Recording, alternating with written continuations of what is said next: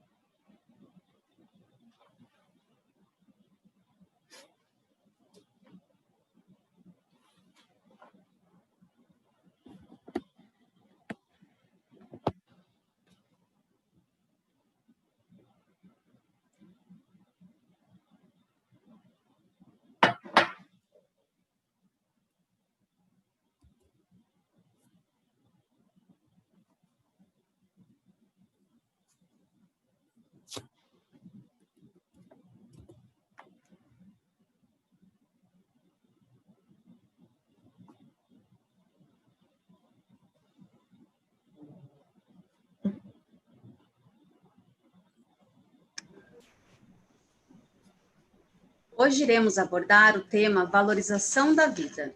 Meu nome é Valdirene Ávila, sou enfermeira e atuo na Universidade do Estado de Santa Catarina, UDESC, e serei a mediadora desta nossa troca de conhecimentos. Fique com a gente, aproveite este momento que organizamos especialmente para você. Temos como convidadas para esta live a psicóloga Rafaela Trevisan, da Secretaria do Estado da Administração do Estado de Santa Catarina, a Carmen, voluntária do Centro de Valorização da Vida, conhecido como CVV. E se você quiser interagir com a gente, pode encaminhar suas perguntas ou comentários pelo chat aqui do YouTube ou ainda pelo WhatsApp 48-9660-7458. Eu vou repetir, 48-9660-7458. Ao final da live, faremos uma roda de conversas com as perguntas que chegarem até nós. Vamos começar então. Rafa, tudo bem com você? Conta um pouquinho pra gente. Tudo bem? Tá me ouvindo? Tô sim. Boa tarde, Carmen, boa tarde, Valdirene, boa tarde a todos que estão online conosco. Boa tarde. Então, conta um pouquinho para a gente sobre o que vamos tratar neste mês de setembro e por que é tão importante falar sobre a valorização da vida. Então, o Setembro Amarelo é especialmente dedicado à questão do suicídio, né? Não que a gente não possa tratar deste tema em todos os meses do ano, mas ele foi escolhido por uma série de eventos, inclusive, relacionados ao suicídio, e ficou como um mês marcado para tratar dessa causa, né? É importante a gente lembrar que o suicídio ainda é um tabu, né? É difícil, às vezes, falar de suicídio, falar de morte, né? De uma maneira geral, é um tabu, as pessoas não gostam de falar da morte, muito menos ainda da morte auto-infligida. Então, tratar sobre o suicídio é justamente também para desmistificar isso, para fazer com que as pessoas consigam falar sobre essa situação e para aquelas pessoas que, porventura, estejam com pensamentos de morte, estejam com ideação suicida, elas encontrem espaços, né, para tratar dessa questão, para falar disso, para se sentirem acolhidas, né, para tratar do tema, sem julgamentos, né, gente, sem julgamentos, sem evitações, né, muitas vezes a pessoa nem chegou ainda no tema de que ela pensa sobre morte, ou tem pensamentos de morte, ou tem planos sobre como morrer, ela está simplesmente falando sobre como ela não se sente bem, como as coisas não vão bem, como ela está desesperançada, e nós já estamos evitando, né? Mas por que você está fazendo isso? Mas olha a vida que você tem, mas você tem tantas coisas boas. Muitas vezes a nossa dificuldade de ouvir falar sobre sofrimento psíquico, sobre dificuldades emocionais, faz com que a gente não consiga acolher. Então, o Setembro Amarelo também é para isso. Para que todos nós, independente de sermos profissionais de saúde ou não, possamos entender um pouco disso e possamos acolher, porventura, se alguém vier conversar conosco sobre sofrimento emocional, que a gente tenha aceso um sinal de alerta, né, de que essa pessoa pode sim estar pedindo ajuda e que é importante a gente escutar, né? Em primeiro lugar, o mais importante é que a gente consiga escutar. Depois, né, se for o caso, a gente pode fazer sugestões, ou nem sempre precisa. Às vezes a pessoa precisa apenas de um acolhimento, apenas de uma escuta atenta, né, acolhedora, com afeto. E a gente sabe que uma crise, né, uma crise suicida, um impulso suicida, ele pode demorar algumas horas, né? No máximo um dia, né? Por exemplo. Então, se a gente estiver atento e se a gente buscar escutar, né? Acolher o sofrimento, talvez a gente evite esse tipo de situação, mesmo sem saber que nós evitamos, né? Porque a gente pode ser interpelado por uma pessoa num estado tal de sofrimento que a gente não faça ideia, e nós estarmos atentos à escuta pode fazer com que aquele momento, que é um momento agudo e grave, seja superado justamente pelo nosso acolhimento. Não querendo dizer, né, gente, que o fato de a gente ter, por exemplo, um caso de suicídio na família, seja que a gente não conseguiu ouvir. Não é isso, né? A gente sabe que muitas e muitas famílias buscaram ouvir, buscaram um tratamento, familiares, amigos, colegas de trabalho, e ainda assim não conseguiram evitar muitas vezes. Então, todo o nosso esforço é com o intuito de evitar, sabendo que, infelizmente, algumas vezes a gente não evita, né?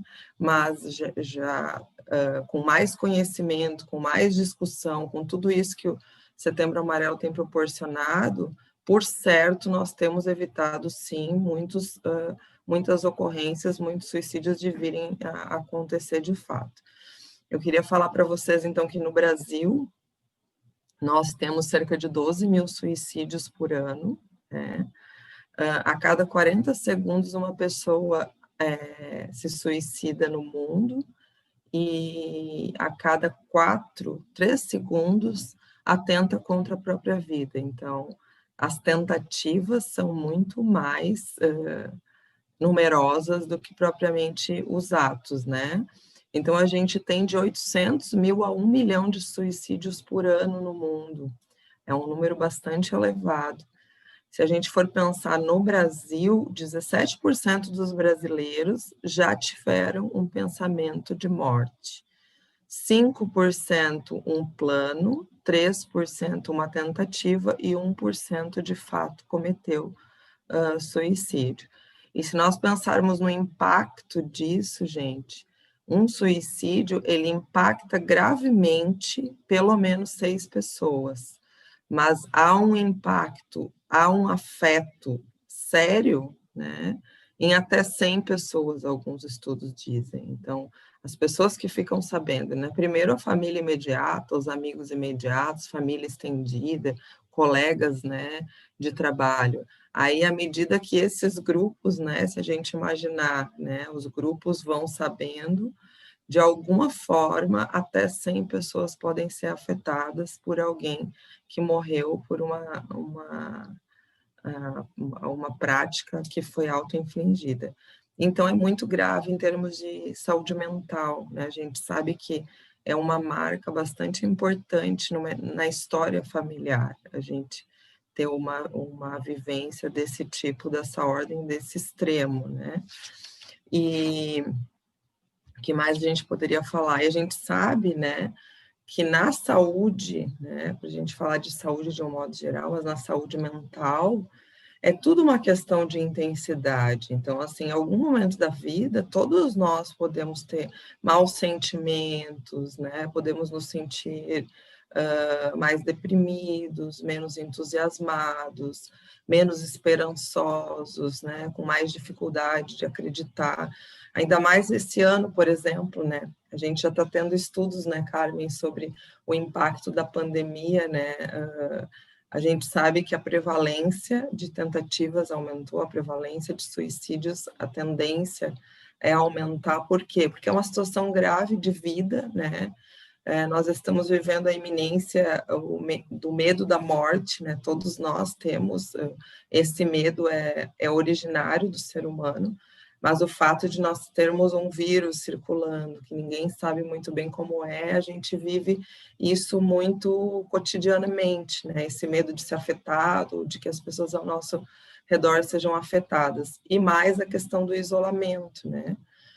Os estudos falam que numa situação de pandemia, o isolamento físico, social, ele é extremamente importante, como uma questão de saúde pública, mas ele deve durar apenas o que for necessário, justamente pelos impactos na saúde mental. Então, quando eu conversava em alguns ambientes agora, inclusive sobre a pandemia, algumas pessoas questionavam a incapacidade de alguns de ficarem em casa, né? E eu falava que até nisso a gente precisa refletir o quanto o nosso julgamento pode ser prejudicial, porque eu, né, com todas as minhas condições, com todo o meu conhecimento, né, estava, e com a minha possibilidade de ficar em casa, estava exercendo isso, inclusive pelas pessoas que não podiam ficar. Mas, assim, eu também tive momentos que eu fiquei muito cansada, né, de estar em isolamento físico, social. Algumas pessoas que sofrem de problemas de saúde mental, elas têm muito mais dificuldade de ficar nesse isolamento. Para algumas pessoas, inclusive, isso é um fator muito grave, de muito risco, inclusive de atentar contra a vida.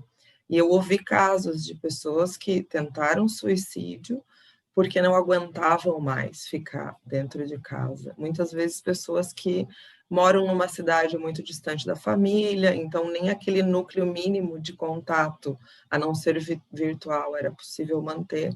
Então, tudo isso a gente precisa pensar, né, quando a gente vai acolher uma questão de saúde mental.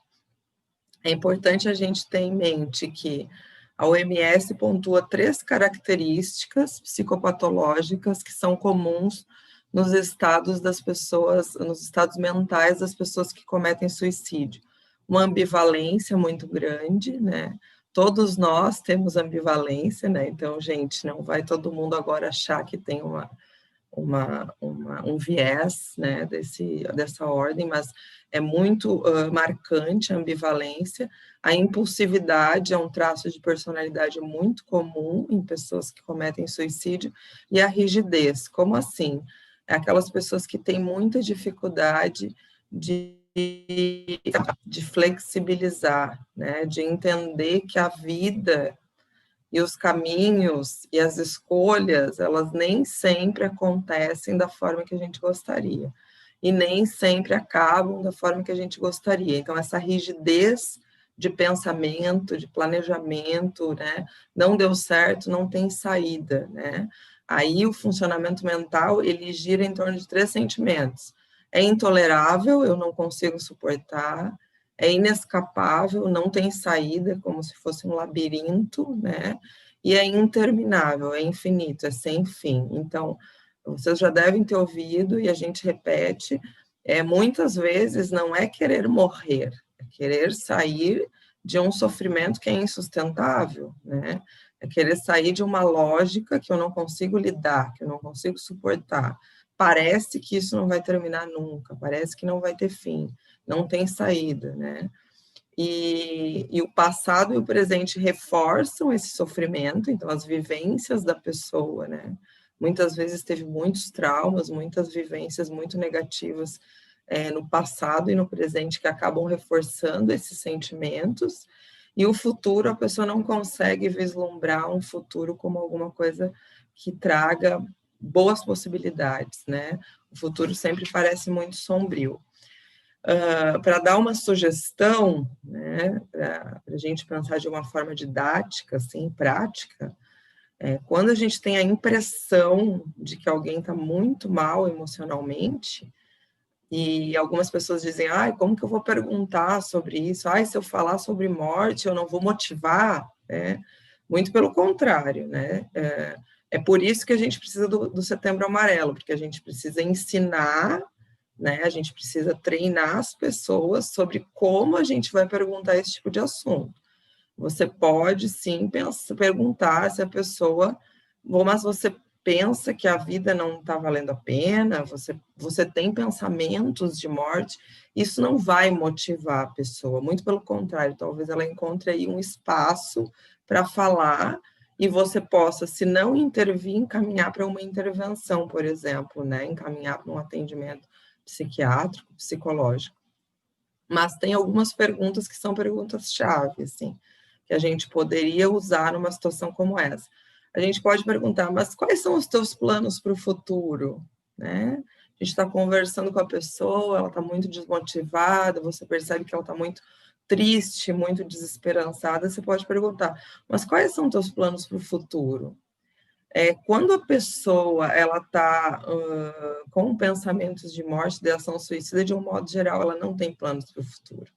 Né? O futuro é a muito curto prazo, assim, né? O plano é outro, né? O plano é não estar mais nessa existência. Então, isso vai dando abertura para que a pessoa fale, que para você possa escutar. Aí, mas tu acha que a vida vale a pena, né? Tu não acha que a vida vale a pena? O que vale a pena na tua vida? Tu consegue resgatar as coisas que são importantes, aquilo que é teu propósito, o que te faz te sentir bem, né? E se a morte viesse agora, né? Agora, com a questão do Covid, até não é tão difícil perguntar sobre isso, porque estamos todos nós em risco de morte, né? Se a morte viesse agora, ela seria bem-vinda para você? Então, como a pessoa vai te responder essas perguntas, pode ir te dando uma abertura para conversar com ela, para que ela consiga conversar contigo sobre isso, né? E aí depois, claro, né, se o diálogo se abrir de uma forma que ela venha sem censura, que ela comece a te falar que de fato pensa sobre isso, de fato planeja, né, aí você pode perguntar, mas você tem planejamento, você tem um plano, e aí você vai tendo ideia de que realmente é grave, né, de que realmente vai precisar de um atendimento especializado e que essa pessoa, por exemplo, não deve ficar sozinha. Né? Se ela não é um familiar seu, se ela não é alguém da sua relação direta, é preciso dizer para ela, né? Olha, eu vou ter que conversar com alguém da tua relação, eu vou ter que falar, avisar alguém sobre o que tu está sentindo, né? Pedir essa permissão, porque eu acho que tu corre risco de vida, né? Sendo sempre muito franco, né, gente? Não adianta não falar que vai falar e no momento seguinte falar. Né? Então, você pode quebrar justamente um pacto ali de acolhimento, de entendimento e de abertura que a pessoa te deu. Então, assim, com jeito, mas mostrar para ela que, olha, não posso te deixar vulnerável, né? Não posso te deixar desassistido dessa forma que eu estou te ouvindo, né? Então, eu acho que é tudo isso. E acho que para terminar, né, para passar a palavra para a Carmen, eu acho que o Setembro Amarelo ele fala da importância de a gente cuidar da nossa saúde mental, né? Acho que ele desmistifica um pouco isso de que é muito caro cuidar da saúde mental, é muito caro pagar um tratamento em saúde mental, né, gente? Quando a gente faz tantos investimentos, às vezes, que nem são tão necessários ou que nem favorecem, né, a nossa saúde, inclusive, né? Só para dar um exemplo, assim, muitas pessoas não conseguem mais viver hoje sem um celular de última geração, assim, com uma série de tecnologias que a gente nem usa, né? A gente tem o celular que tem a tecnologia, a gente sequer usufrui dela porque ela absolutamente não é necessária. Então, eu acho que é um pouco assim de como a gente valora as coisas, né? E, inclusive, o celular tem sido um fator bem preocupante, assim, o acesso ao celular, o uso do celular, né, o uso das mídias sociais tem sido muito investigado, né, porque tem sido muito preocupante, especialmente em pré-adolescentes, em crianças, pré-adolescentes, adultos jovens. Tem aumentado exponencialmente o suicídio, a relação que tem se desenvolvido, as relações, né, que tem se desenvolvido por conta do celular. Inclusive, no final de semana, eu assisti um documentário 2 vezes, que é aquele The Social Dilemma, que fala do uso de redes sociais, e eu assisti 2 vezes porque eu queria anotar o que estava escrito lá, né? E veio, inclusive, um psiquiatra falando sobre o prejuízo associado às redes, especialmente em crianças, adolescentes, adultos jovens. Porque existe, assim, se para nós existe já uma vida que a gente vê online, né, muito diferente do que a vida real, porque a vida não é o que acontece no Instagram, nem no Facebook, né? A vida é muito mais do que aquilo. É claro que a gente captura, né, as imagens dos nossos bons momentos, né? É claro que a gente quer compartilhar as imagens dos nossos bons momentos, mas a vida não é só feita de bons momentos. Então, tem um descompasso aí, né? E quando a gente olha para uma infinidade de vidas tão perfeitas, né, e tão coloridas, né, das fotos do Instagram, fica difícil, às vezes, a gente entender que não é, aquilo lá é uma face, né, é uma face da história, é uma face da existência, é uma parte, né? E para crianças, adolescentes, pré-adolescentes, jovens, muito adultos jovens, que há ainda uma insegurança, né, uma insegurança emocional própria da idade, muitas vezes é muito difícil lidar com esse teste, esse teste que a gente se submete o tempo inteiro, né, a likes, se o que você escreve é aceito, se o que você escreve é comentado, se a sua foto é curtida, né, o quão você é importante. Muitos desses jovens, crianças, adolescentes, tomam isso como aceitação ou não aceitação, né? E isso é muito prejudicial. Então, eu acho que um ponto que serve para todos nós, né, independente de ter ou não ter pensamentos de morte, é justamente o uso que nós fazemos do celular e o quanto ele tem influenciado na nossa vida emocional. Por hora, era isso que eu queria trazer.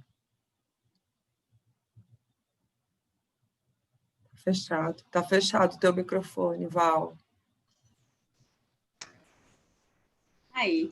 Obrigada novamente, Rafa, mas fica aí com a gente, porque ainda vamos te fazer algumas perguntas, tá? Então, vamos lá. Olá, Carmen, tudo bem? Tudo ótimo. Boa tarde a todos. Boa tarde, Val. Boa tarde, Rafa. E a vocês todos que estão aí nos acompanhando, né? Setembro Amarelo é uma época muito especial, né? Principalmente para o CVV, que trabalha direto nessa frente, não só em setembro, mas o ano todo, sendo que em setembro a gente intensifica bastante o trabalho realizado. O Setembro Amarelo, ele iniciou no Brasil em 2015, por iniciativa do Centro de Valorização da Vida, o CVV, o Conselho Federal de Medicina e a ABP, a Associação Brasileira de Psiquiatria. A partir daí, ele começou a tomar um vulto muito grande. Observem hoje, né, 5 anos depois, nós estamos com um grande movimento. Então, a partir de 2015, iniciado por essas 3 entidades, ele começou a tomar um vulto e ele se tornou, então, um movimento da sociedade. Hoje é um movimento que diversas instituições, associações, agremiações, enfim, empresas, né, o próprio Estado envolvido nesse movimento de conscientização e prevenção do suicídio. Qual é o objetivo, então, que a gente pode colocar aqui, principal, né, desse movimento?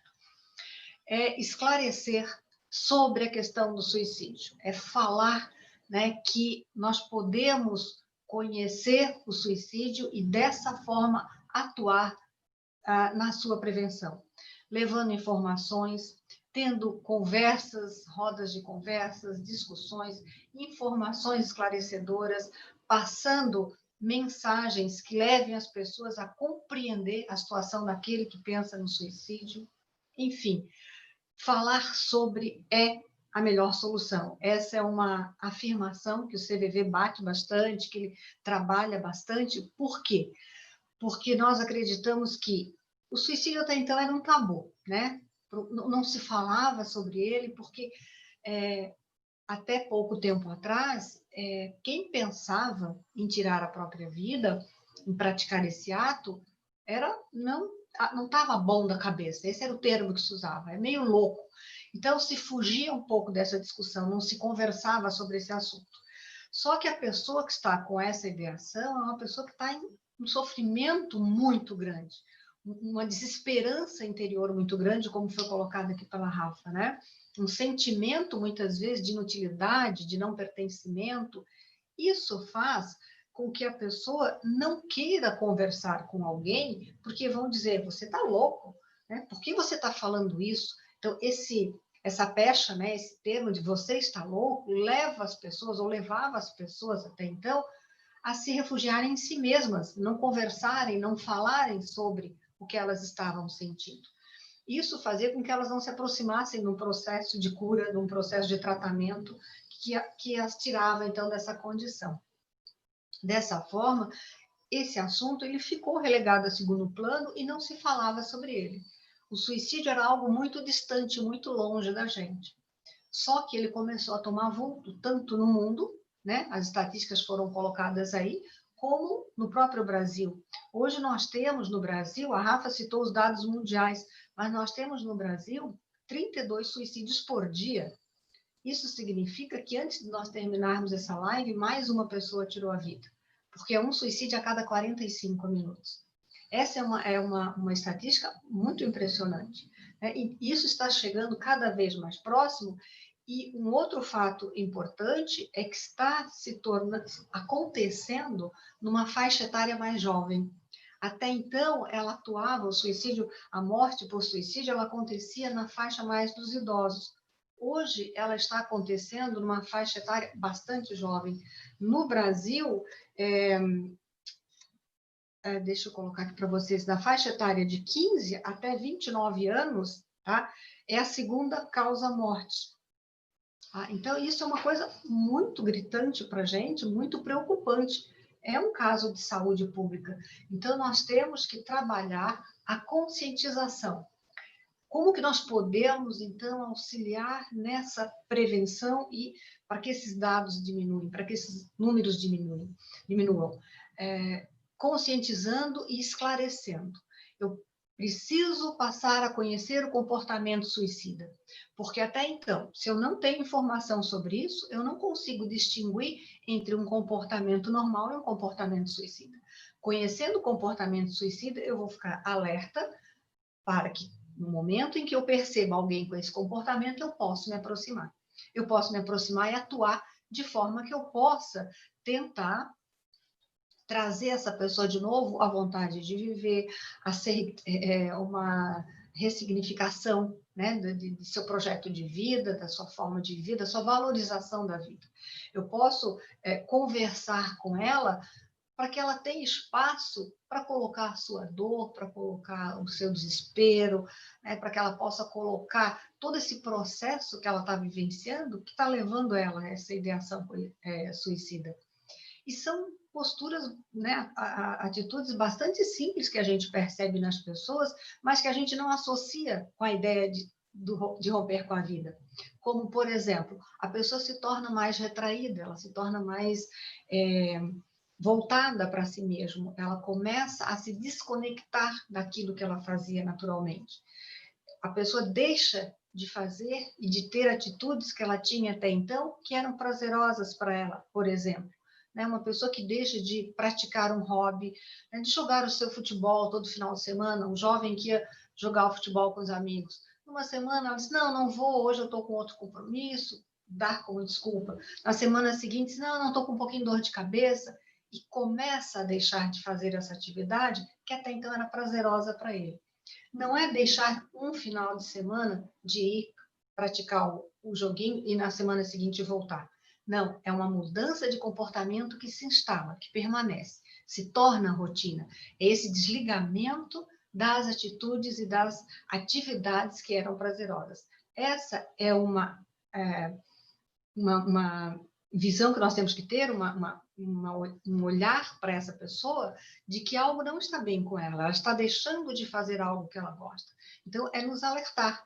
Então, são essas conversas, são essas colocações, né, essas informações que são fundamentais para que a gente consiga começar a perceber e a compreender melhor o comportamento suicida. O descuido consigo mesmo, né? Hoje de manhã, até numa outra live que nós estávamos conversando sobre a questão do auto... as pessoas que se cortam, pessoas que se machucam, né? Dores auto-infligidas, na realidade, né? Elas atuam muito, ou estão acontecendo muito entre os jovens, né? Os jovens, aqui no nosso país, tem levantamentos do Ministério da Saúde sobre isso, são alarmantes.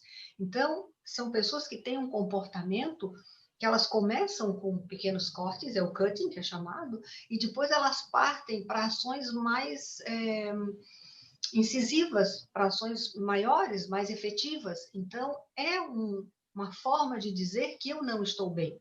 Só que se quem está ao lado se não estiver alerta e não perceber isso, porque esses jovens, eles se cortam o braço, eles usam mangas compridas, se cortam o pescoço, eles usam esse tipo, né, cachecóis, capuz, se cortam a barriga, então usam moletons. Então, assim, comece a observar, né, se o comportamento daqueles que estão à sua volta está mudando a roupagem, está ficando mais aquietado, está começando a dizer frases, se eu sumir não vão sentir minha falta, né? Se eu não aparecer, ninguém vai notar. São coisas que não fazem parte do dia a dia e da rotina de alguém feliz, de alguém de bem com a vida.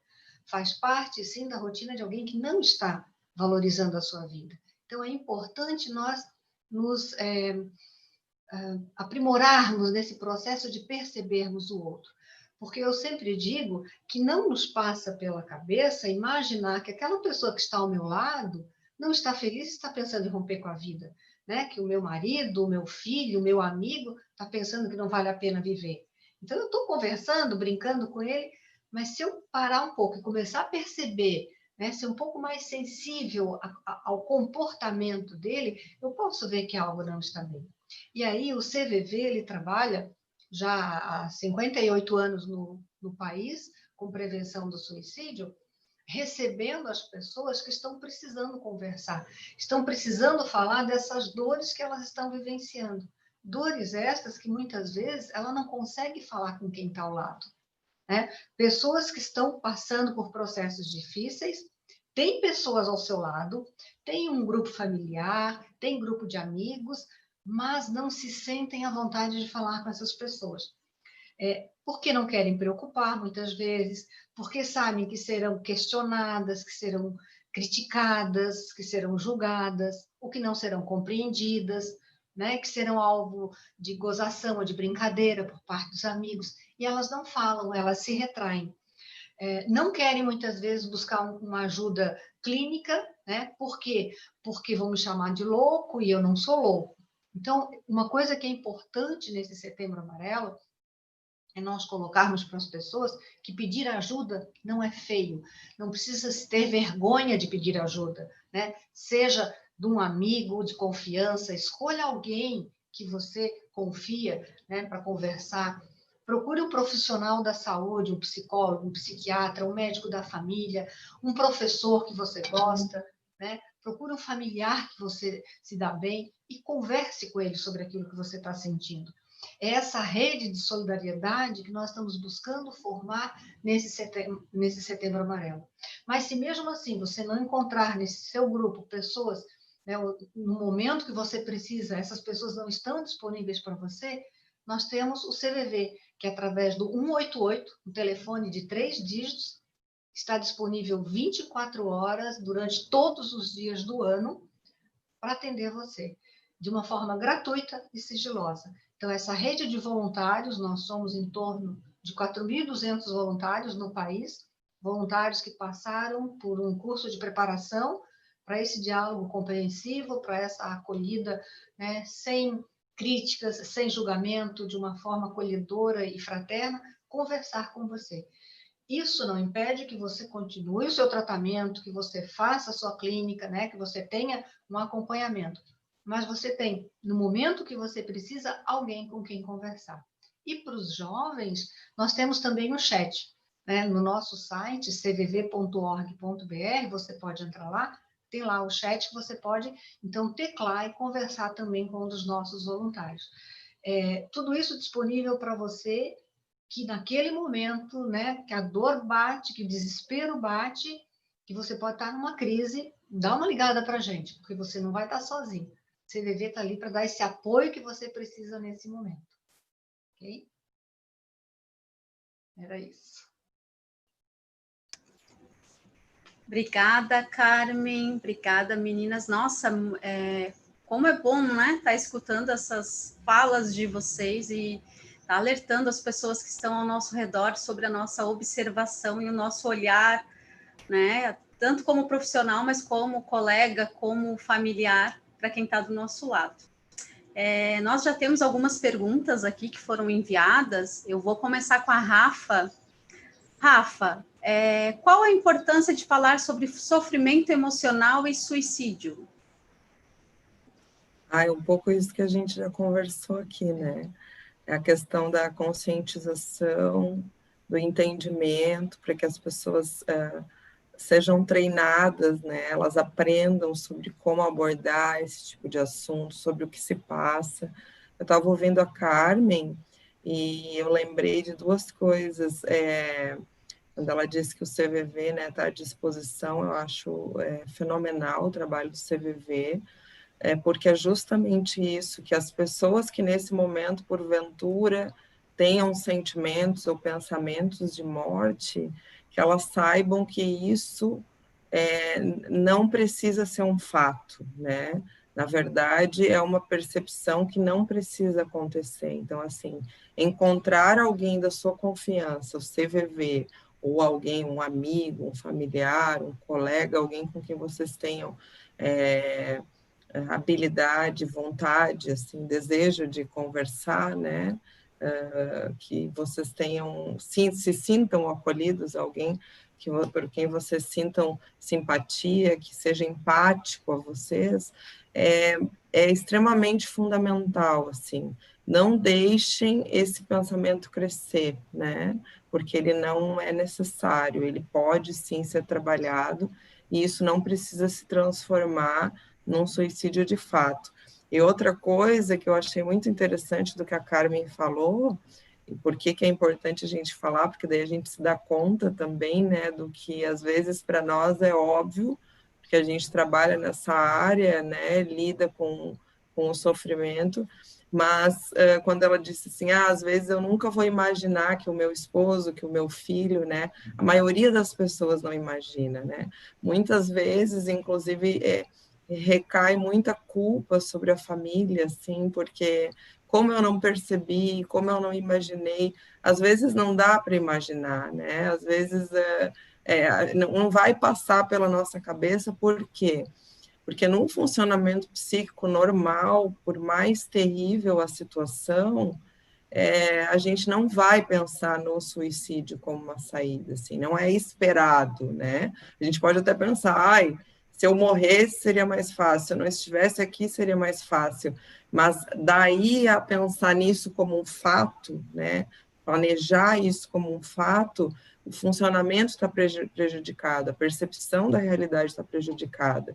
Então, muitas vezes a gente não imagina, porque nós estamos psicicamente integrados, nós estamos bem emocionalmente, apesar das nossas dificuldades.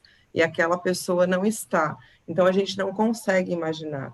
Por isso que é sempre bom que a gente suponha, né, que um sofrimento ele pode ser muito maior e, às vezes, de fato, é muito maior do que a gente enxerga, né? Quando a gente dá vazão para esse tipo de conversa, às vezes a gente recebe conteúdo de uma pessoa que a gente nem esperava receber. Então, é isso. Por isso que é importante a gente falar, para a gente conscientizar de que, sim, é possível encontrar uma saída, apesar das dificuldades. É isso. Obrigada, Rafa. Tem uma aqui para Carmen. Falando um pouco sobre emocional, o CVV tem como fala, né, que falar é a melhor solução. Por que essa afirmação? Esse é a nossa frase de Setembro Amarelo, né? Falar é a melhor solução. Porque essa frase, ela tem duas frentes que a gente pode interpretar. Para a pessoa que está vivenciando uma dor, para aquela pessoa que está vivenciando um processo que para ela é de difícil resolução, né, bastante complexo muitas vezes, falar faz com que ela, no momento da fala, encontrar alguém que a ouça, né, faz com que ela, nessa sua narrativa, organize as suas ideias. Para que ela comece, então, a se fazer compreender, ela precisa ter início, meio e fim, ela precisa hierarquizar quem é mais importante, quem é menos importante, ela precisa dar sentido na fala. E nessa narrativa, ela vai organizando, então, para ela mesma, porque ela começa a se ouvir, ela começa a organizar para ela mesma a sua história. Então, muitas vezes, no final de uma narrativa, você tem uma compreensão muito melhor do que você está passando do que você tinha no início dela. Então, o processo narrativo é um processo saudável, é um processo terapêutico. E essa pessoa, se ela encontra alguém, né, que a ouve com uma forma de ouvir, sem fazer uma imposição a ela de conhecimento ou de soluções, melhor ainda. Porque aí ela vai conseguir falar tudo sem medo. Se nós não julgarmos, se nós respeitarmos o que essa pessoa está dizendo, e se nós aceitarmos o que ela está dizendo de uma forma incondicional, para essa pessoa é um momento assim, ela conseguir falar tudo que ela precisa falar. Quando eu digo de uma aceitação incondicional, não significa que a gente tem que concordar com essa pessoa, mas eu aceito que ela esteja, né, nessa condição, dizendo ou pensando o que ela pensa. Então, essa atitude nossa, receptiva, sem julgamento, sem cobranças e sem impor soluções ou alternativas de solução, faz com que ela faça e tenha uma narrativa completa de tudo que ela está sentindo. É como se ela se esvaziasse de seu emocional. Isso é importante, porque faz com que a sua tensão interior caia bastante. Só isso já leva ela, tira ela do nível, né, crítico de tensão interior, de cobrança de si mesmo, para um nível mais aceitável. E o outro lado de falar é a melhor solução é o que nós estamos fazendo aqui. Falar sobre esse assunto, né, é importante porque nós podemos fazer com que mais pessoas conheçam o comportamento suicida e passem a agir nessa rede de solidariedade para evitar que essa atitude aconteça. Então, nos dois sentidos, para quem está vivenciando o processo e quem quer ajudar na solução desse processo. Né? Nos dois sentidos, sempre falar é a melhor solução. Que ótimo. Agora vamos para a Rafa. Quais são os fatores de risco, Rafa, para a ideia suicida, para tentativas ou o próprio suicídio? Então, temos vários, né, fatores de risco. Alguma coisa eu já falei sobre traços de personalidade como impulsividade, rigidez, né? Tentativas prévias, né? Pessoas que já tiveram tentativas prévias, isso é considerado um fator de risco. Ter doença mental, né? Lembrando que a Organização Mundial da Saúde diz que quase 100% dos suicidas tinham uma doença mental de base, embora muitas vezes não diagnosticada, né?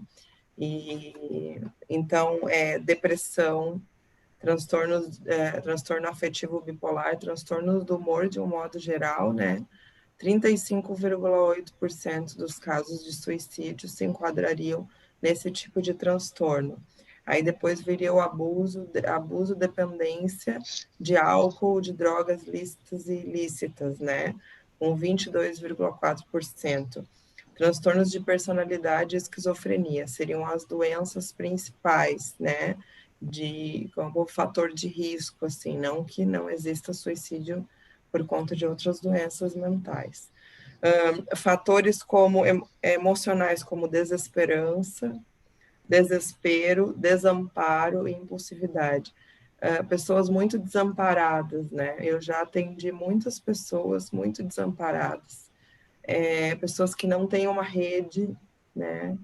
Pessoas que não têm um grupo, pessoas que vivem longe de familiares ou que não têm boas relações familiares, pessoas que vivem muito isoladas, né? E se tiverem um transtorno mental, se tiverem uma adição, então, entre jovens especialmente, né? É uma combinação letal, né? Vamos dizer assim, traços de desamparo somados ao uso e abuso, dependência de álcool ou outras drogas. Aí a idade, como a Carmen disse, vem se alterando, eram mais idosos e a gente tem reconhecido, detectado suicídio, inclusive na infância, gente. Eu tenho uma colega que trabalha num hospital público que atendeu há poucos dias um menino de 4 anos. Então, assim, a gente acha que isso não vai passar, eu não, né, pela mente infantil, pela mente de uma criança, e infelizmente a gente vê crianças, pré-adolescentes, adolescentes com tentativas e até com atos consumados. O gênero, né, é uma questão bem importante quando a gente fala de fatores de risco. Os homens, eles 3 vezes mais vão a óbito, né, os homens, até pela característica, né, normalmente eles usam uma forma muito mais agressiva, né, mas as mulheres, em contrapartida, tentam 3 vezes mais, né.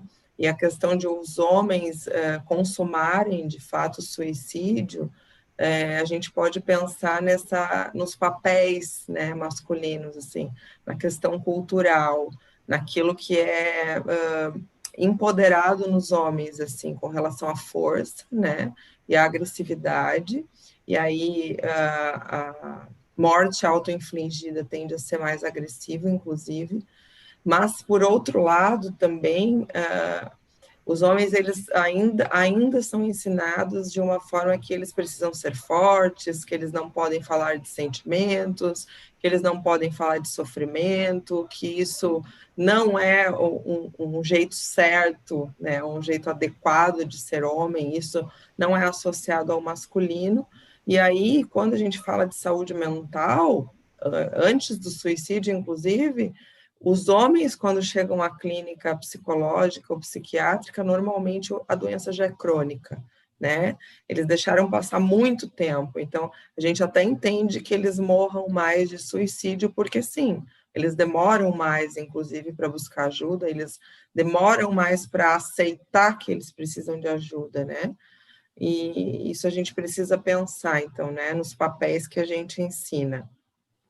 Além disso, eventos adversos da infância, né, são fatores de risco, como, por exemplo, abuso físico, violência sexual, física, negligência, né, uma história familiar ou genética, muitas vezes a gente tem no histórico familiar, e aí talvez esteja associado mesmo à doença mental, e a questão dos laços sociais, né, que eu já falei, os laços sociais, eles são protetivos, ou deveriam ser, né, a gente sabe que às vezes não são, mas deveriam ser laços sociais, ter laços sociais é um fator protetivo, mas não ter é um fator de risco, né, quando os laços são saudáveis, né. E aí, somado a isso, a gente tem questões mesmo sociais, né? O desemprego, problemas financeiros, o fato de viver sozinho. Viver sozinho, gente, não é que a pessoa more sozinha e isso seja um problema. Para algumas pessoas, morar sozinho é muito bom, obrigado, né? Elas vivem num estado de solitude, mas não quer dizer que elas não tenham laços, não quer dizer que elas não tenham vínculos, não quer dizer que elas não tenham interação social, né? A questão é quando a pessoa vive isolada, para além de morar sozinha, né? Uma pessoa que vive sem laços, sem interações sociais. Esses são os fatores de risco preponderantes. Ok. Rafa, eu tenho duas perguntas aqui que eu vou ler as duas né, em sequência, porque eu acredito que é para ti também, tá? Se a Carmen se sentir confortável e quiser ajudar, vamos lá. Eu acredito que uma das formas de se trabalhar essa questão, principalmente em relação ao suicídio infanto-juvenil, é inserir no ensino de base, desde o pré-infantil, uma disciplina que fortaleça a resiliência, mesmo em crianças. Como você vê isso? E aí, dentro disso, né, como os professores podem ser melhor capacitados para perceber esses sinais e, dessa forma, ajudar antes que se torne um fato? Os professores, tadinhos dos professores. Muitas vezes recai sobre eles, né? O que eu poderia te dizer? A questão de trabalhar a resiliência, né? É bem contraditório isso, né, Val e Carmen, porque ao mesmo tempo que a gente diz que a gente precisa fortalecer e empoderar, a gente precisa fortalecer e empoderar os nossos crianças, os nossos pré-adolescentes, os nossos adolescentes. Por outro lado, há uma discussão sobre dar ou não dar limites, né? Muitas vezes a gente tem lutado contra dar limites, e dar limites é empoderar as crianças, né? As crianças, os pré-adolescentes, os adolescentes, eles precisam saber que não dá para ir muito adiante, né? Que as coisas, elas precisam, a gente precisa ter um mínimo de combinação, né? Para que o mundo funcione. Não é só o que eu desejo, não é só o que eu quero, não é só como eu quero me comportar, não é ter tudo, né? Eu acho que isso daria uma discussão longa, de uma tarde inteira, mas essa falta de limites, né, também tem sido associada a comportamentos de autoflagelação. Por exemplo, né, as crianças, os adolescentes, os pré-adolescentes, eles buscam encontrar como se diz, emocionalmente falando, como se eles quisessem ter uma borda, né? Aonde eu caibo, qual é o meu lugar, né? E essa dificuldade de limitar, a gente não está criando crianças, da minha percepção, daí, né, do que eu entendo, mais resilientes, né? Pelo contrário, quando a gente evita frustrar, né, e a frustração, ela faz parte da vida, todos nós seremos frustrados em maior ou menor grau, então aprender a se frustrar desde novo faz com que a gente crie, né, a nossa força, né, faz com que a gente consiga entender que, bom, não deu certo dessa vez, e a gente daí tenha essa flexibilidade e não lide com a vida daquela forma rígida que eu falei.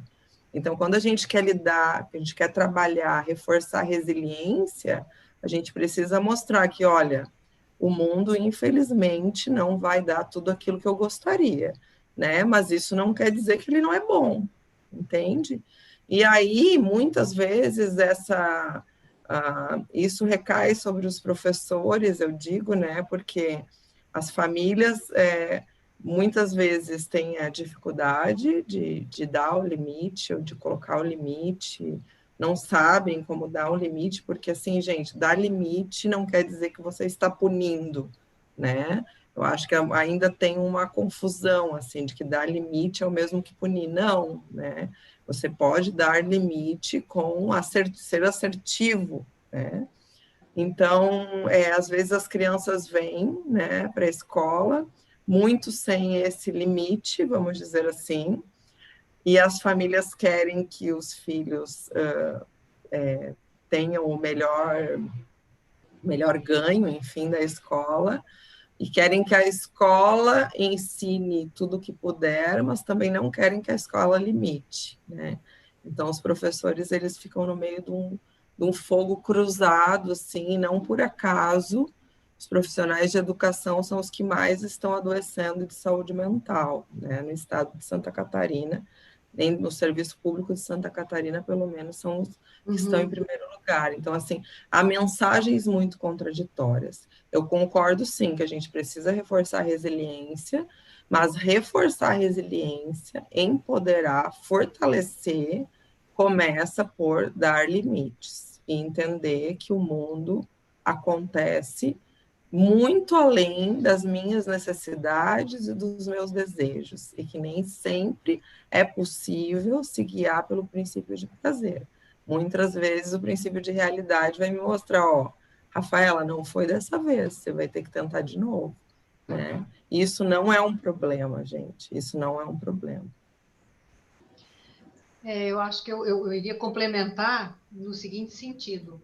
Até antes de ir para a escola e se falar na atitude dos professores, essa criança tem uma família, pai e mãe, né? Então, que diálogo está acontecendo com esses pais e esse filho? Né? Então, eu acho que nós temos que pensar muito também por aí. Que tipo de relação está acontecendo? Quando nós trabalhamos no CVV, conversar com aquele que nos procura, nós sempre falamos de um ouvir ativo.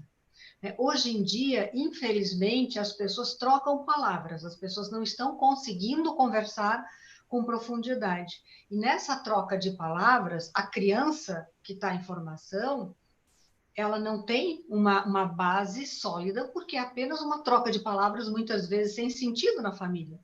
Então, precisa sim um aprendizado no ouvir. Porque o grande mal da nossa sociedade hoje, eu vira e mexe, eu falo nisso, não é a depressão, é a falta de comunicação. A depressão é provavelmente uma grande consequência disso, né? Uma terrível consequência disso.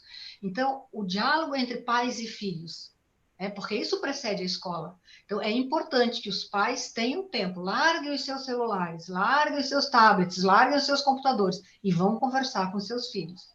Mas não uma conversa de cobrança, não uma conversa de por que você, né, foi mal na escola, por que você não foi bem no jogo lá, no exercício, sabe? Não é uma cobrança. É conversar com esse filho exatamente essas questões que levam ele a compreender que ele pode não ir bem num exame, que ele pode não se sair bem numa competição, né? Conversar do tipo, como é que foi para você não ter chegado entre os primeiros na corrida, por exemplo, né? E não dizer, pô, pago o treino aí um mês inteiro e tu não me faz nada nessa corrida, chega lá no final, sabe? Então, a criança é cobrada em casa, ela não sabe como trabalhar o momento que ela perde. Então, os pais têm que aprender a conversar com os seus filhos. E essa conversa que eu falo do ouvir ativo, de conversar compreensivamente, é a conversa que a gente propõe ter no CVV. Por isso, nós não colocamos soluções, nós não trabalhamos com as minhas experiências para dar uma solução para o outro. É a experiência do outro e as ferramentas dele que vão nortear o nosso diálogo. Então, eu vejo, né, como a Rafa, pobres professores, eu sinto da mesma forma, eles estão numa situação onde, mas tem alguém responsável antes de nós aqui nessa história, né? E eles estão sendo cobrados muitas vezes de um produto pronto que já chega para ele, uma criança sem resiliência nenhuma, porque ela não teve. No momento em que ela tinha que aprender isso, ela não teve. E isso é no seio familiar. Sim, concordo plenamente. Inclusive, às vezes eu falo, né? A família educa, a escola ensina, né? Sem dúvida. Aqui tem uma, dando sequência nesta linha, né, de escola, eles perguntam como que os professores podem ser capacitados para perceber esse tipo de sinais. Acho que, Rafa? Então, eu acho que quando a gente lida com crianças, adolescentes, eu acho que os os professores, eles já têm, né, eles já têm uma percepção bem aguçada, assim, né, de sala de aula, assim. Tanto que não é muito raro que são os professores que percebem violência sexual, né, violência física, é pela voz dos professores, né, inclusive que chegam muitas vezes ao conselho tutelar ou às instâncias, né, que cuidam disso, questões de violência, que às vezes não são aparentes, né, fisicamente, mas que eles percebem no modo como as crianças se comportam. Eu acho que a questão da saúde mental, como eu já falei lá no começo, é sempre de intensidade. Então, aquilo que a Carmen falou para os adultos, jovens e mais velhos, vale também para as crianças, né? Uma criança que conversava, que participava, que era mais, como se diz, comunicativa, fica mais introspectiva, fica mais reservada, não está mais no grupo, né? Não está mais com o colega com quem costumava ficar na hora do intervalo, por exemplo. Você vê que a criança está mais quietinha, quer sentar mais atrás, não está prestando atenção, está muito desatenta ao longo da aula. Eu acho que tudo isso são sinais que podem estar comunicando que algo não vai muito bem, né? E aí, como a Carmen falou, né, tem uma situação que é anterior à escola, né? Eu acho que os professores, eles são muito cobrados, mas eles também são muito maltratados, né? Na mesma medida que eles são cobrados, eles são maltratados, né? Então, é para eles fazerem, mas não é para eles fazerem. Os professores também conhecem a realidade, normalmente conhecem a realidade que está por trás dessas crianças. Então, né, como é o modo de relação, que pais são esses pais participam, esses pais não participam, né? É um pouco chocante isso, mas eu tenho falado em alguns espaços também de que ser pai, ser mãe não é dado, né? Embora culturalmente a gente aprenda dessa forma, para mim, a minha percepção é que nem todas as pessoas devem ou deveriam ser pais e mães, porque pai e mãe implica uma disponibilidade que você deve ter, né? Então, assim, infelizmente, muitas vezes a gente não tem tempo, não planejou, não foi algo esperado, mas, assim, a partir do momento que você tem um ser, né, que depende incondicionalmente de você, pelo menos na primeira infância, para que se desenvolva os seus problemas, as suas questões, as suas dúvidas, a sua ambivalência, resolva na psicoterapia, né? Na análise. Vai trabalhar isso em análise, assim, porque a criança, ela precisa da sua disponibilidade. E como a Carmen bem falou, o diálogo, gente, é fundamental, né? O diálogo é fundamental, assim. A gente não forma indivíduos fortes, a gente não forma indivíduos seguros sem que a gente converse, né? Sem que a gente ensine, sem que a gente disponha afeto, né? Ter um filho é dispor de afeto, né? Acima de tudo, né? É dispor te desprender de ti mesmo para reforçar ele afetivamente, emocionalmente. E isso tem que ser prioridade, né? Isso tem que ser prioridade. A gente sabe que até os 5 anos de idade se forma a personalidade de uma criança, né? Do que ela vai ser pela vida inteira dela. Então, assim, até os 5 anos de idade é determinante porque essa pessoa vai ser como indivíduo no mundo. Então, se a gente pensar nisso, né? Com certeza a gente vai perceber o quão importante é a nossa participação na formação das nossas crianças, assim, né? Eu acho que é isso. Obrigada. Esta agora vai para Carmen. Carmen, quem pode ser voluntário no CVV e como fazer para ser voluntário? Então, o CVV, como eu falei, é uma rede formada por voluntários em todo o país, né? 4.200, e estamos precisando de muitos voluntários, porque nós temos uma demanda diária de em torno de 9.000 ligações por dia, né? O ano passado, nós atendemos 3.160.000 pessoas. Então, por aí, observem o quão, né, a quantidade de gente que nos liga. Então, toda pessoa pode ser voluntária, desde que tenha, no mínimo, 18 anos. Porque a idade de 18 anos é lei nacional, é uma exigência de que, para ser voluntário de qualquer trabalho voluntário no país, você precisa ter 18 anos. Então, você precisa ter 18 anos e disponibilidade de, primeiro, fazer um curso de preparação para voluntários, um curso gratuito, mas ele é necessário. Então, um curso onde você vai aprender a ouvir compreensivamente e a dialogar compreensivamente, né? É um curso de 30 horas que prepara você para esse trabalho. Essa é a primeira disponibilidade, fazer esse curso de 30 horas. Atualmente, esse curso está acontecendo online, em função da pandemia, né? Porque até então ele acontecia presencial, nas cidades onde nós temos postos. E atualmente, em função da pandemia, nós estamos fazendo esse curso online. E você precisa, então, se inscrever para fazer esse curso, entrando no nosso site cvv.org.br, lá no menu voluntário, você vai entrar no menu voluntário, vai ter clique aqui e faça a sua inscrição. Então, aí você vai deixar o seu primeiro nome e um e-mail de contato. E ali, então, vai ser feito vai ser passado um e-mail para você quando uma nova turma de preparação começar.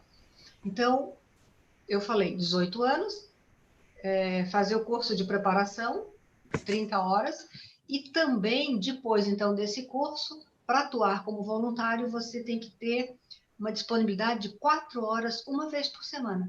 Então, o voluntário, ele escolhe um dia da semana e um horário e faz 4 horas que ele fica disponível para atender no telefone 188, que é esse telefone de 3 dígitos que o CVV tem, que atende, né, o país todo. De qualquer lugar do país, você discando 188, você tem um voluntário que vai atender você, porque é uma rede que está conectada, então você pode atender pessoas de qualquer lugar, né, do país que você imagina. É um processo de busca e de proximidade.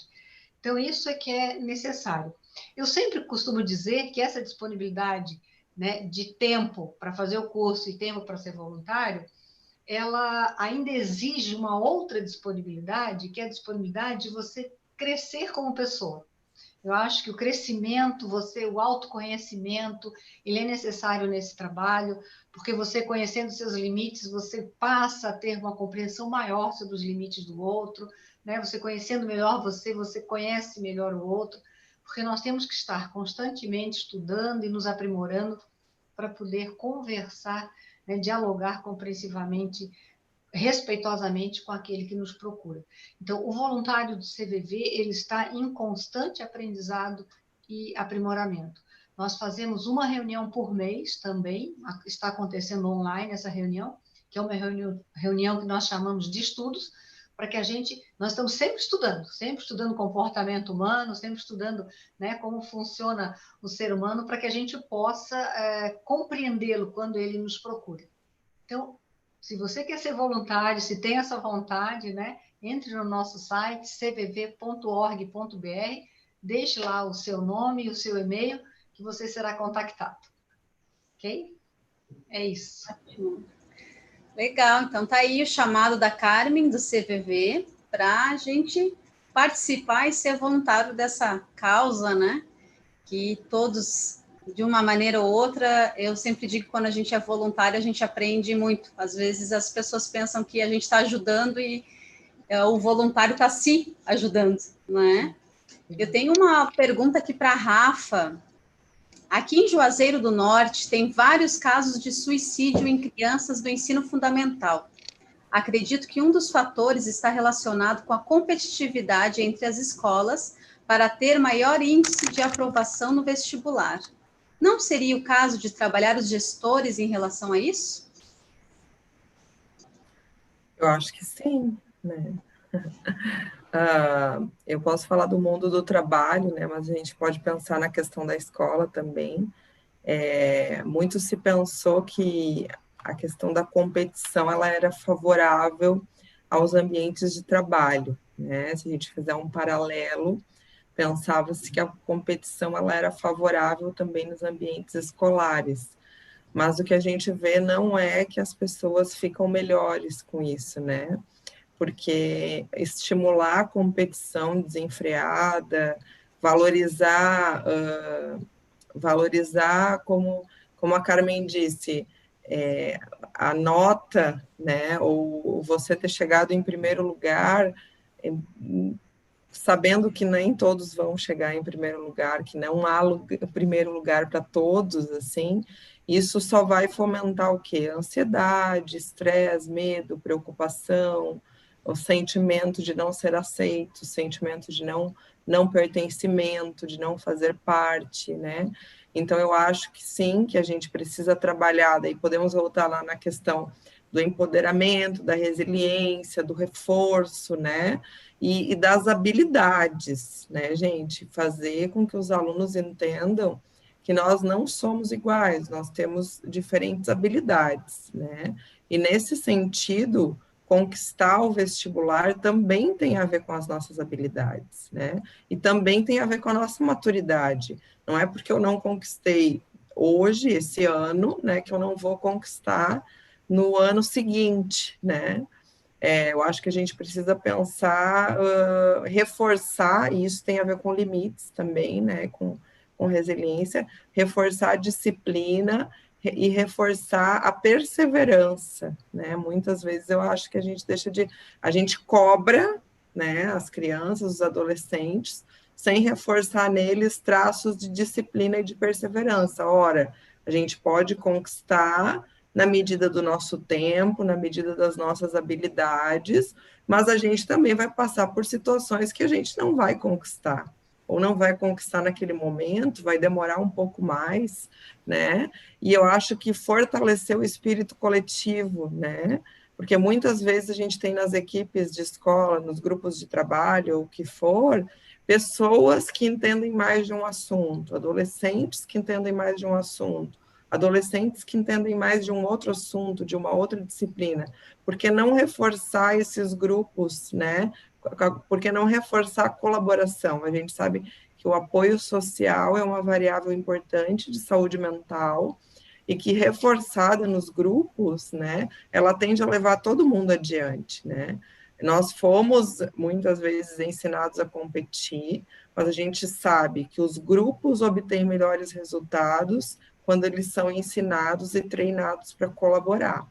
Então, a gente pode trabalhar isso com a gestão também. Às vezes, a gestão funciona nessa lógica de competição, né? Eu quero mostrar que a minha escola foi a que mais aprovou, eu quero mostrar que a minha escola foi a mais capaz, e há um custo humano, às vezes, que não está sendo percebido, e um custo alto, né? Um custo alto que pode custar vidas, como tu estás dizendo. Então, eu acho que é por aí. É isso. Vamos lá, gestores, prestem atenção. Agora, para a gente finalizar aqui as perguntas, essa para Carmen. Carmen, qual o perfil das pessoas que ligam para o CVV? É interessante porque muitas pessoas acham ou pensam, né, que quem liga para o CVV é só quem está pensando em suicídio.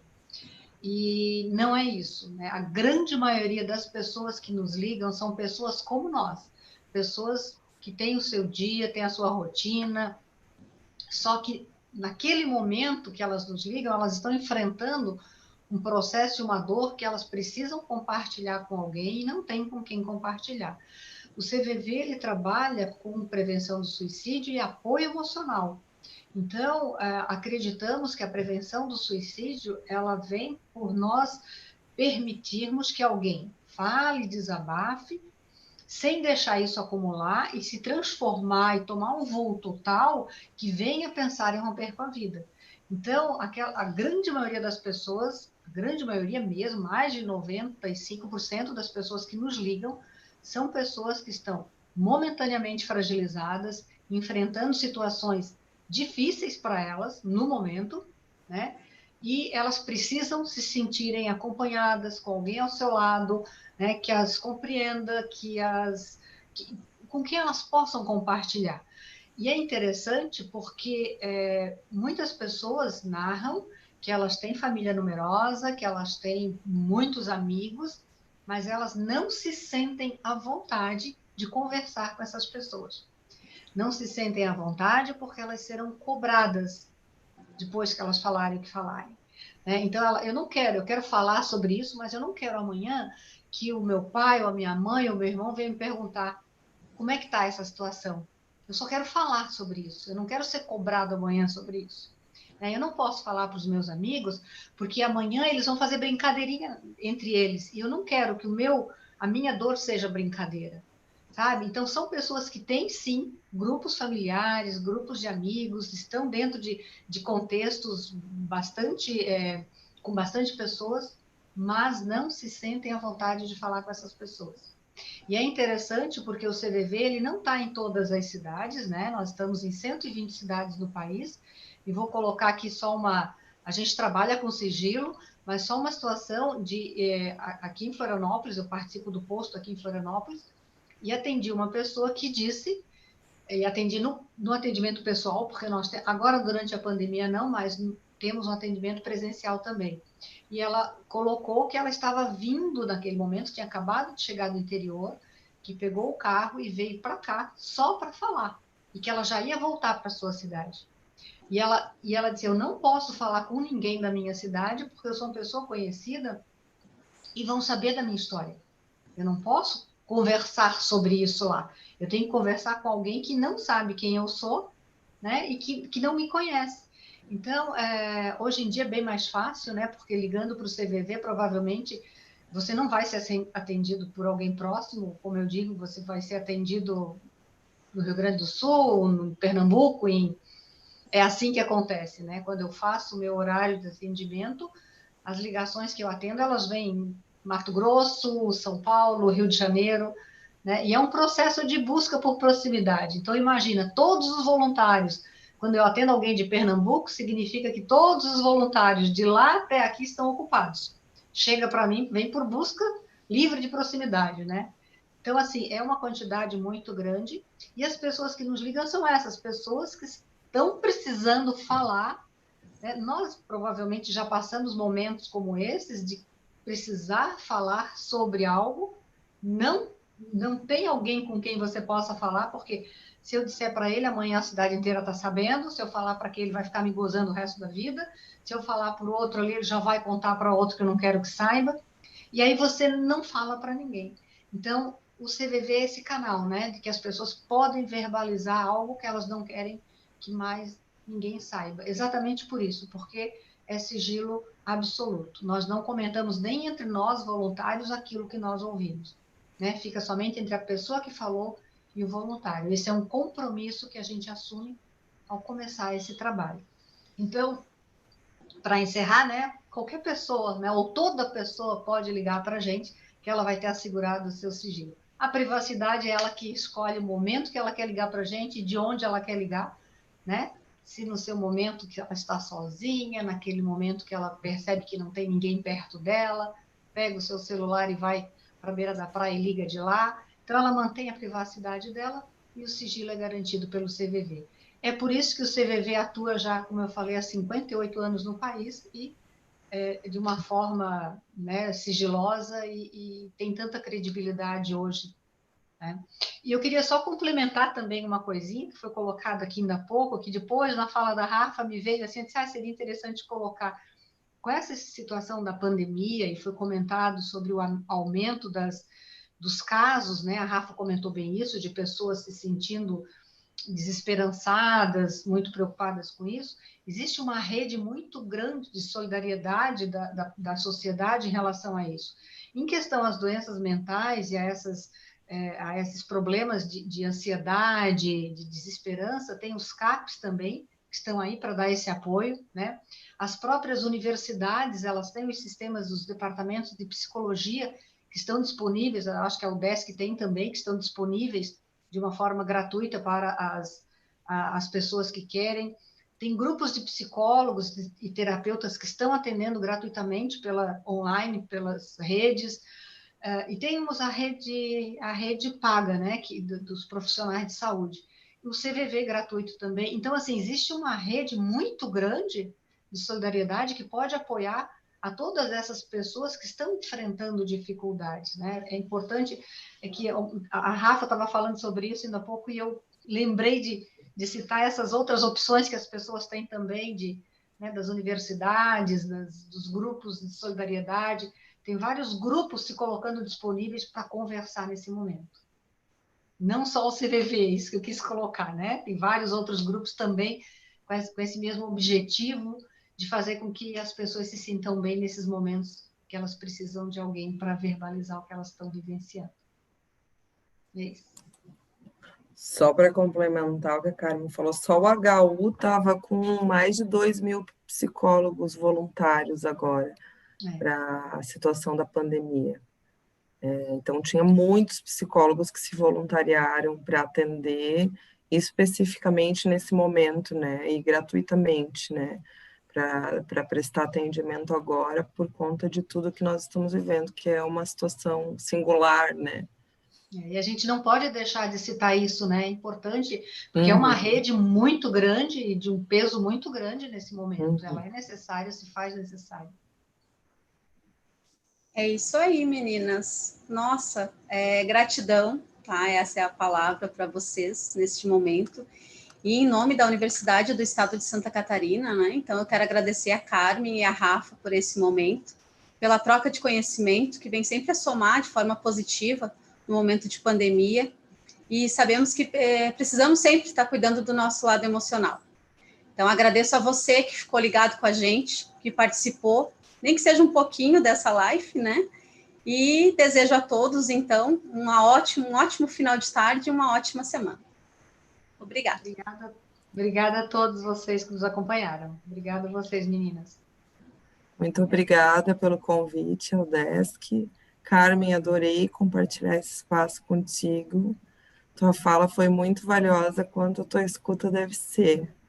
Muito obrigada pelos teus ensinamentos hoje. Foi muito bom, gente. Gratidão. Até a próxima. Até uma próxima, né? Que a gente possa compartilhar mais e mais vezes, né? Foi muito bom também, gente. O CVV, em nome do CVV, eu agradeço a todas vocês. Um beijo. Um beijo. Beijo, pessoal. Deixa eu encerrar aqui.